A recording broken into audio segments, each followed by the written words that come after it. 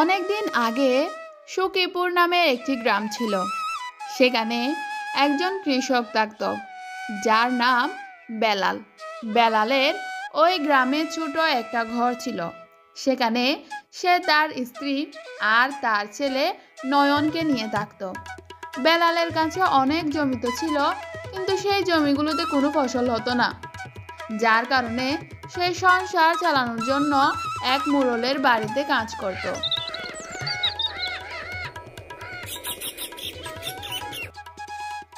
বউ, আজকে মোড়লের সব চাল আর গম বেচতে নিয়ে যাইব। তো ওইখানে অনেক কাজ থাকবো, আমি আজকে দুপুরে খাইতে আসতে পারবো না। তুমি কাউরে দিয়ে আমার খাবারটা ওইখানে ফাটাই দিও, আমি কাজে যাচ্ছি। এরপর বেলাল মোড়লের বাড়িতে কাজ করার জন্য চলে যায়।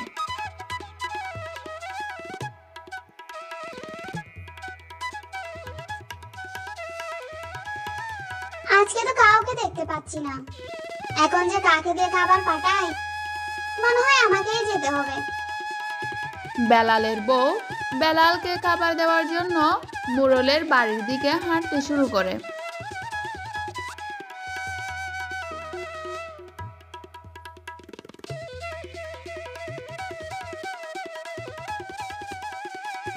কিন্তু অর্ধেক যাওয়ার পর রাস্তায় তাকে একটা বিশাল সাপ কেটে নেয়, আর সেখানেই তার মৃত্যু হয়ে যায়। তার চারিদিকে মানুষের ভিড় হয়ে যায়, আর একটা লোক বেলালকে কবর দিতে যায়।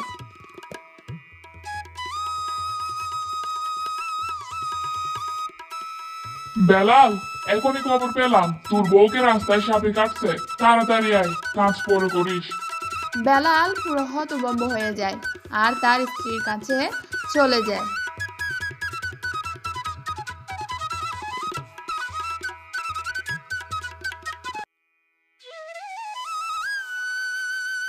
বউয়ের মৃত্যুতে বেলাল একদমই ভেঙে পড়ে। তুমি আমাকে ছেড়ে কেন চলে গেলে? আমি এখন কিভাবে থাকবো? আমি কি করে একা নয়নকে সামলাবো?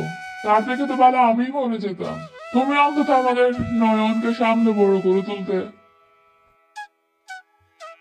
দেখতে দেখতে অনেকগুলো বছর কেটে যায়, আর নয়নও বড় হয়ে যায়, আর ও এখন একটা সরকারি চাকরি করে। বাবা, আজকে তোকে মেয়ে পক্ষ দেখতে আসবে। আরে আসুন আসুন, আমার এই ছোট্ট করে আপনাদের স্বাগত। নয়নকে দেখার জন্য মেয়ে পক্ষ আসে, আর নয়নের বিয়ে মনির সাথে পাকা করে যায়। তারপর তাদের দুজনের বিয়ে হয়ে যায়। বিয়ের কিছুদিন পর মনি, এ নাও টাকা, আলমারিতে রেখে দাও। বাপ রে, এতগুলো টাকা! বাবা, তোর বেতন তো এত টাকা না, তাহলে তুই এত টাকা কোথায় পেলি? বাবা, এগুলো বেতন না। এখন তোমাকে কি করে বোঝাই? বাবা, এটাকে ইংরেজিতে কমিশন বলে। তার মানে তুই মানুষের কাছ থেকে ঘুষ নিস? বাবা, তোর মায়ের মৃত্যুর পর আমি তোকে পড়াইছি, লিখাইছি, মানুষের মতো মানুষ করছি, এত বড় চাকরি পাওয়ার যোগ্য বানাইছি, আর তুই আজকেও মানুষের কাছ থেকে ঘুষ নিচ্ছিস? তুমি কি জানো বাবা, সত্যের প্রতি যারা থাকে তারা সবসময় পিছিয়ে থেকে যায়।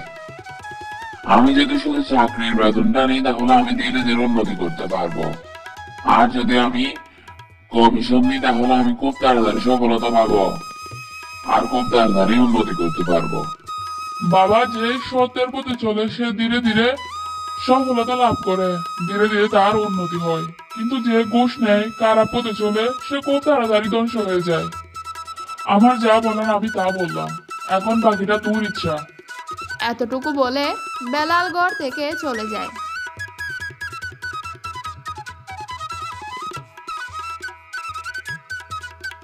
বাবা ঠিকই তো বলছে, ঘুষ নেওয়া পাপ। বাবার কথা মেনে নাও। বাবা যা শোনাস তার কি কম নাকি? এখন তুমিও শুরু করে দিছ। ঘুষ নেওয়া পাপটায়া, আর মানুষকে ঘুষ নেয় নামানো হচ্ছে। এভাবে বেলালের ছেলে নয়ন মানুষের কাছ থেকে ঘুষ নিতে থাকে। নয়ন প্রতিদিনই অনেক টাকা নিয়ে আসতো, কিন্তু বেলালের একদমই পছন্দ ছিল না। বাবা, তোর ঘুষ নেওয়া আমার একদমই পছন্দ না। তুই আমার জন্য হলেও কেন ঘুষ নেওয়াটা ছেড়ে দিচ্ছিস না? এটা একদমই ঠিক কাজ নয়। কি সমস্যা বাবা? ঘুষ ঘুষ লাগাই রাখছ, আমি ঘুষ নেওয়া ছাড়তে পারবো না। তোমার যদি আমার সাথে থাকতে হয় থাকো, আর না হলে চলে যাও। তোমার কি একটুও লজ্জা নেই? বাবার সাথে কিভাবে কথা বলছো? উনি কোনো ভুল কথা বলছেন নাকি? ঠিকই তো বলছেন। তোরা দুজন আমার জন্য ঝগড়া করিস না, আমি চলে যাচ্ছি এখান থেকে। বাবা নয়ন রাগের মাথায় বলে দিয়েছে, আপনি তো সত্যি সত্যি ঘর ছেড়ে চলে যাচ্ছেন। কোথায় থাকবেন আপনি এখান থেকে চলে গেলে? মা, তুই আমার জন্য চিন্তা করিস না, আমি যে কোনো একটা জায়গায় থাকতে পারবো। এতটুকু বলে বেলাল ঘর ছেড়ে চলে যায়।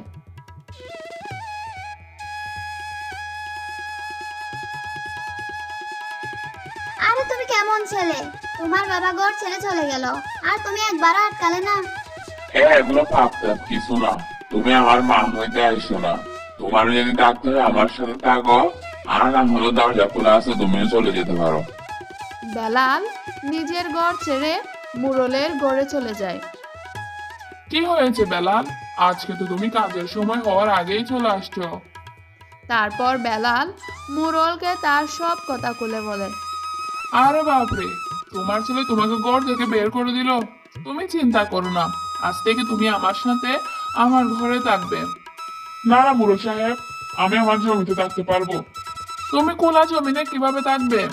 চিন্তা করবেন না, আমি সেখানে আরামেই থাকতে পারবো। তারপর অনেক দিন চলে যায়।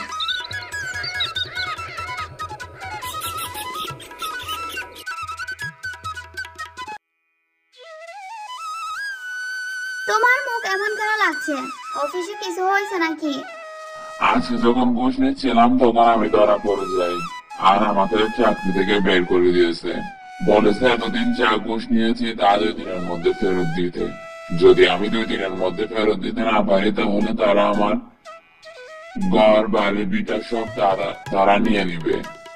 এখন আমি কি করব বুঝতে পারছি না। বেলাল নিজের জমিতে একটা ছোট ঘর বানায় আর সেখানে থাকে।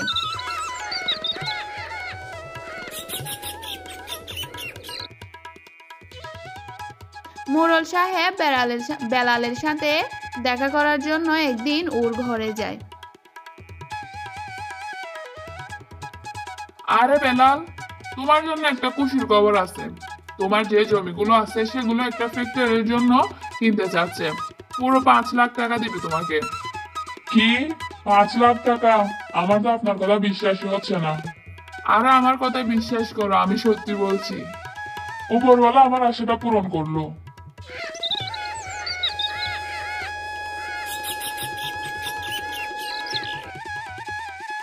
বেলাল তার জমিগুলো বিক্রি করে ওই টাকা দিয়ে গ্রামে একটা বড় বাড়ি বানায়। আর অন্যদিকে টাকা ফেরত দিতে না পারায় নয়নের ঘর সরকার নিয়ে নেয়, যার কারণে মনি আর নয়নকে ঘর ছেড়ে দিতে হয়।